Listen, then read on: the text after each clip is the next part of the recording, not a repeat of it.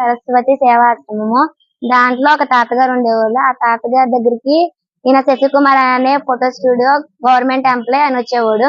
వచ్చి వాళ్ళ మేనకోడలో Lavanya care taker లా secondary చదువుతుంది.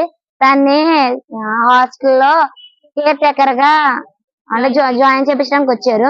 తర్వాత వాళ్ళ వైఫ్ పనిశ్రీ అనే ఆమె వార్డెన్ గా జాయిన్ చేపించడానికి వచ్చారు. తర్వాత ఏమో ఆ తాతగారిని పంపించేశారు హాస్టల్ నుంచి.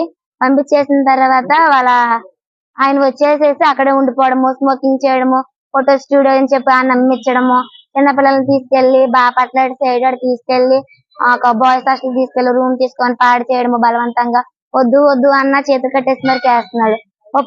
ఒప్పుకుంటేనేమో అలాగ అంటున్నాడు, ఒప్పుకోపోతేనేమో అదే చెంప మీద కొట్టేసేసి జుట్టు పీకేసేసి ఈడ్చుకొచ్చి మొక్కల దండ వేపిస్తున్నాడు నైట్. చిన్న చిన్న విషయాలకు కూడా సీరియస్ అయిపోతున్నాడు.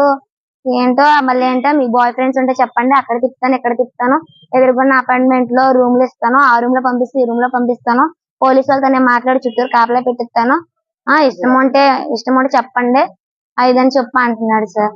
చాలా మిస్బిహేవియర్ గా చేస్తున్నాడు సార్. శశికుమార్ హాస్టల్ లో వెరిఫైర్ సార్. గవర్నమెంట్ హస్బెండ్ అవుతాడు సార్.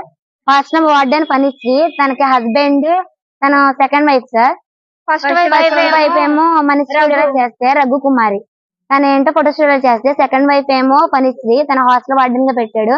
వాళ్ళ హస్బెండ్ ఏంటో శశికుమార్, కేర్ టేకర్ అంటే లావణ్య వాళ్ళ మేనకోడలు సార్. వాళ్ళ కింద పనిచేసే జ్యోతి ఏంటో మాయ మాటలు చెప్పి తీసుకెళ్ళింది సార్.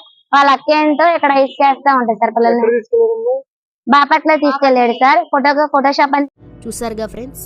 వీడియో నచ్చితే లైక్ చేయండి, షేర్ చేయండి, ఛానల్ని సబ్స్క్రైబ్ చేసుకోండి. Thanks for watching.